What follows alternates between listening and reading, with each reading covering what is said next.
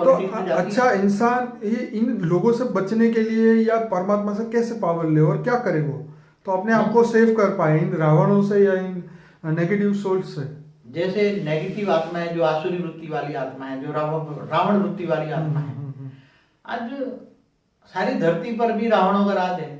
बाबूजी, तो मैं आपको बीच में ये बोलूंगा कि टीबी जोशुआ करके जो बंदा है, जो मतलब चर्च में जाके लोगों के भूत निकालता है, वॉट एवर, वो मेरे ख्याल से वो 10 करोड़ लोग उनको फॉलो करते होंगे, वो चर्च में जाके ये सब काम करते हैं। तो वो उन आत्माओं को, उन मनुष्य को इतना ही नहीं पता कि हम परमात्मा से पावर कैसे लें। वो लोग इनका सहारा लेते हैं क्योंकि वो बेबस है, उनके पास कोई चारा नहीं है। वो हर मेडिकल ट्रीटमेंट से थक चुके हैं या ईच एंड एवरीथिंग, मतलब पूरी दुनिया के हर चीज वो कर चुके हैं, लेकिन उनको अंतिम रास्ता यही दिखता है और फिर वो चाहे जीसस को फॉलो करे या अपने जो भी धर्म में जिसको बिलीव करते हैं उनको फॉलो करते हैं। तो इन आत्माओं को कैसे प्राप्ति, मतलब इन परमात्मा की पावर कैसे मिले? देखो, एक तो सबसे बड़ी बात है, इस धरती पर लाखों धर्मपिता धर्म गुरु बैठे हैं। वो धर्मपिता धर्म गुरुओं ने सभी आत्माओं को, मनुष्य आत्माओं को अपने तक फंसाया हुआ है। धर्म के वाड़े बने हैं। जैसे वाड़े के अंदर गाय भैंस बकरी बांधते हैं ना, ऐसी तरह मनुष्य आत्माओं को कंठी बांधी है, गुरु की कंठी बांधी, तो ये गुरु के बिना वो भूत उसके घर में चक्कर लगाएंगे, उसके गुरु के। क्योंकि गुरु और धर्मपिताओं की स्थापना, ऊपर से जो आत्माएं आती हैं वो हजारों आत्माएं इनके साथ काम करती है। इसलिए जो अगर सच्चा ज्ञान चाहता है तो धर्मपिता धर्म गुरुओं से पहले निकलना पड़ेगा। क्या करना पड़ेगा? धर्मपिता और धर्म गुरुओं से चक्कर से बाहर निकलना पड़ेगा। सोचना पड़ेगा कि who is the almighty authority. जब तक ऑलमाइटी ऑथोरिटी को नहीं जानते, जब तक ऑलमाइटी ऑथोरिटी को नहीं जानते, तब तक पावर नहीं मिलेगी। तब तक पावर नहीं मिलेगा। और जब तक पावर नहीं मिलेगी तो तुम आत्मा में शक्ति नहीं आएगी। आत्मा में शक्ति नहीं आएगी तो ये धरती के चुंगल से बाहर ऊपर नहीं जा सकते। अच्छा, ये बात पे मैं बीच में ये कहूंगा कि जैसे कृष्ण ने अर्जुन को बोला कि तू जिसको याद करेगा वहां से ही तुझे पावर मिलेगा, तू जिसको याद करेगा उससे तू कर्म से जुड़ जाएगा। अगर सपोज हम कोई साधु महात्मा को याद करते हैं या कोई देवी देवता को याद करते हैं तो हमारा कनेक्शन सिर्फ वहां तक है, हमारा कनेक्शन परमात्मा तक नहीं लगता। तो इसकी वजह से वो उनके पास जितनी शक्ति है उतनी मिलेगी तुझे। तो मतलब ऐसा अर्जुन को बोला कि तू मुझसे जुड़, तू मुझसे पावर ले। तो आपकी बात ये सच है कि आज इंसान जो है वो हर जगह कभी इनके पास जाता है, कभी उनके पास जाता है, मतलब अलग अलग जगह पे जाके अपनी इच्छाएं पूरी करने के लिए वो परमात्मा से शक्ति मांगता है। देखो, मनुष्य आत्मा है, इतनी दुखी है और अपनी इच्छाओं को सेटिस्फाई करने के लिए कभी इधर भटकती रहती है। कभी धर्म के पास, कभी धर्म गुरु के पास, कभी इधर इस मंदिर में, कभी इस मस्जिद में, कभी ये। आखिरकार तो उसके कर्मों का ही फल मिलने वाला है, कोई एक्स्ट्रा तो लोन तो मिलने वाली नहीं है। अगर किसी ने कृपा कर भी दी तो वो तो ब्याज समेत पेमेंट वापस करना पड़ेगा। मतलब ये कि कर्मों के साथ तुम्हें वापस करना पड़ेगा उसको।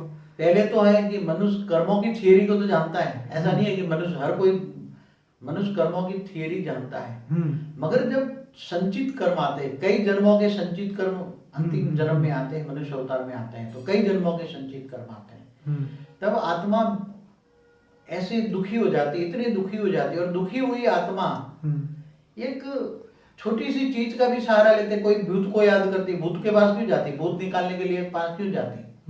आत्मा कमजोर हो जाती है, आसपास भूत मंडराते, फिर भूत प्रवेश कर लेते हैं, फिर उससे नेगेटिव कर्म कराते हैं, उल्टे काम कराते हैं। तो आजकल हर कोई के घर में भूत न भूत है, ऐसे सब बड़े बड़े लोग हैं। पर आज बाबूजी सबसे बड़ा प्रॉब्लम ये है कि अगर किसी की इच्छा पूरी नहीं हो रही या वो किसी परमात्मा को या उसके जो भी देवता इष्ट देवता को याद करने के बाद भी वो उस प्रॉब्लम से बाहर नहीं निकलता, ठीक है, तो वो भगवान से नफरत करने लगता है, वो नास्तिक बनने लगता है।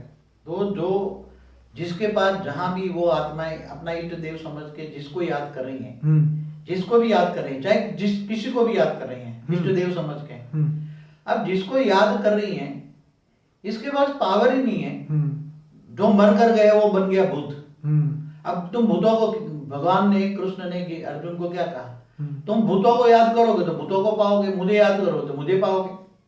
हाँ, बोला है, पितृ को याद करोगे तो पितृ आएंगे, देवता को याद करोगे तो देवता आएंगे, पितृ को बुलाओगे, दानव को याद करोगे तो दानव आएंगे। तो जिसको तुम याद करते हो, तो तुम याद माना योग, याद माना योग, योग माना कनेक्शन। तुम्हारा कनेक्शन, तुम जिसको याद करते हो, तुम जिसकी पूजा करते हो, उसी से तुम्हें प्राप्त होगा। अगर उसी के पास ही नहीं है कुछ तुम्हारे पास, तो तुम्हें क्या मिलेगा, तुम्हें क्या देगा? आज एक कॉमन सी बात बताऊं, एक कॉमन सी समझ लो, धरती पर किनका राज है आज?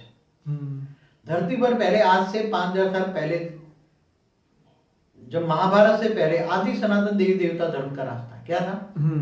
हिंदू धर्म का राज था ना। हिंदू माना सबसे पुराना धर्म हिंदू है। आज क्रिश्चियन धर्म आए 2000 साल हुए।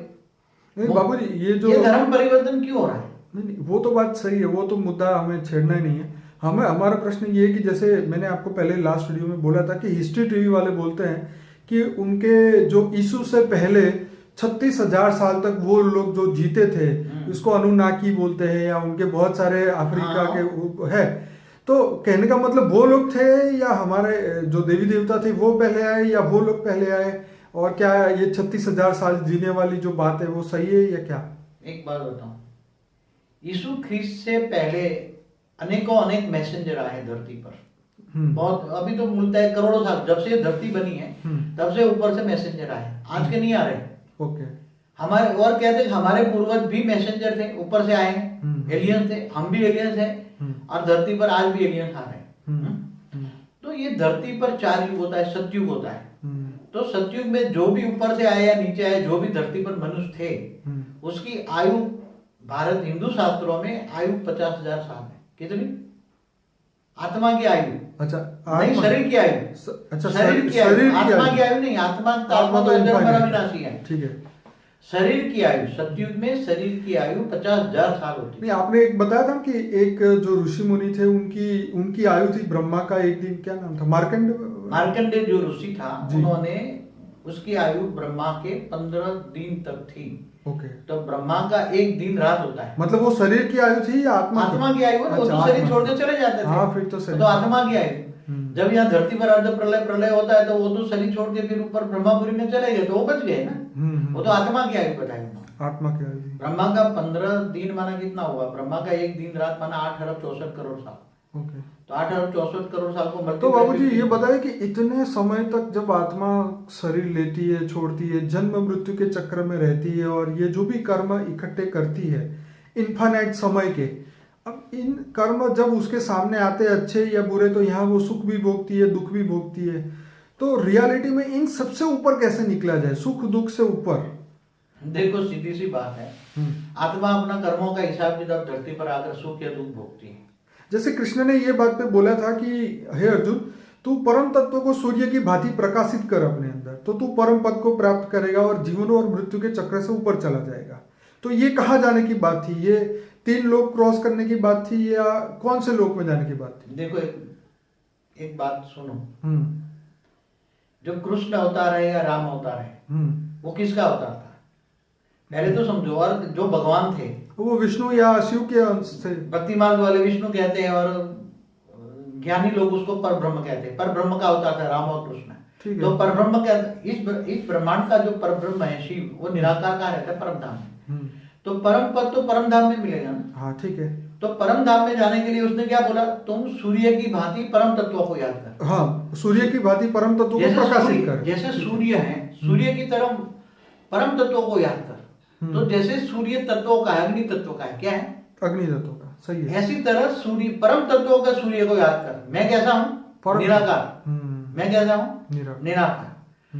तो तू मुझे निराकार को परम तत्व की भांति, मुझे, मैं हूँ सूर्य की भांति, मगर सूर्य है अग्नि तत्व और मैं हूँ परम तत्व का। मैं परम प्रकाश का हूँ। तो मुझे सूर्य की भांति परम प्रकाश में, परम धाम में याद कर, तो मैं तुम्हें परम धाम में ले जाऊंगा, परम पद में ले जाऊंगा। तो आत्मा में शक्ति आएगी तो चला जाएगा। तो क्या बापूजी ये सच बात है कि परम तत्व जब आत्मा के अंदर उसको याद करते हैं, तो जब पावर आती है, तो उसके रियलिटी में पिछले जन्मों के जो भी पाप है, या जो कार्मिक रिकॉर्ड है, जिसको ये लोग बोलते हैं कॉस्मिक बैंक, जो उसके अंदर जो हमारा रिकॉर्ड भरा हुआ है, वो सब खत्म हो जाता है। हम सब चीजों से मुक्त हो जाते हैं। जितना भी हमारे कर्म है उससे हम मुक्त हो सकते हैं या नहीं हो सकते? देखो, एक बात बता, गीता ने क्या कहा? गीता में भगवान कृष्ण ने क्या कहा? पहली एक बात समझो, तू मुझे देह और देह के सर्व संबंध भूलकर आत्मस्वरूप बन, मुझ परमात्मा को याद कर, मैं तेरे सब पापों का विनाश करूंगा। हाँ, ये कहा है, सही है। तो मनुष्य, कोई भी आत्माओं का पाप कहाँ होता है? उसकी आत्मा में होता है। हाँ, आत्मा में रिकॉर्ड है। आत्मा में रिकॉर्ड है ना, जन्मों जन्म की कैसेट है आत्मा।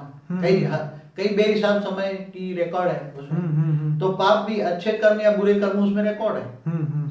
अगर तुम्हें परम पद को जाना है तो तुम्हें परमात्मा को याद करना पड़ेगा। कैसे? और तुम्हें निष्काम कर्म योगी बनना पड़ेगा। तो तुम्हारा जो आत्मा में जो नेगेटिविटी पड़ी है, नेगेटिव कर्म लोड हो रहा है, उसको परम प्रकाश आने से, परम तत्व आने से आत्मा में जो विकर्म है वो जलकर भस्म हो जाता है। आत्मा में विकर्म, योग अग्नि में परमात्मा को तुम योग करोगे तो योग से पावर आएगी। क्या आएगी? परम प्रकाश आएगा, परम अग्नि आएगी। क्या आएगी? परम अग्नि। परम अग्नि, परम अग्नि आएगी तो वो आत्मा में जो नेगेटिव कर्म है या तुम्हारे कारण शरीर में जो नेगेटिव कर्म है वो सारे जलकर भस्म हो जाएंगे। जलकर भस्म माना पावर आया तो वो जो नेगेटिविटी है खत्म हो गई। अच्छा, लोगों के तो वो आत्मा परम तत्व की बन गई, परम तत्व से वो चली हल्की बन गई। जैसे अग्नि और परम अग्नि, तो ये अग्नि का सोर्स है, मतलब ये हुआ ना प्योर एलिमेंट ऑफ अग्नि, मतलब फायर एलिमेंट। अग्नि और परम अग्नि में बहुत बड़ा फर्क है। मैं आपको एक एग्जांपल दूं, जैसे अणु और परमाणु में कितना फर्क है? हाँ, बहुत है। जैसे परमाणु बम बनाए तो उसमें एनर्जी कितनी रिलीज होती है? बेहिसाब खरबों गुनी। खरबों गुनी, सही बात। तो अणु को रिफाइन करो, अणु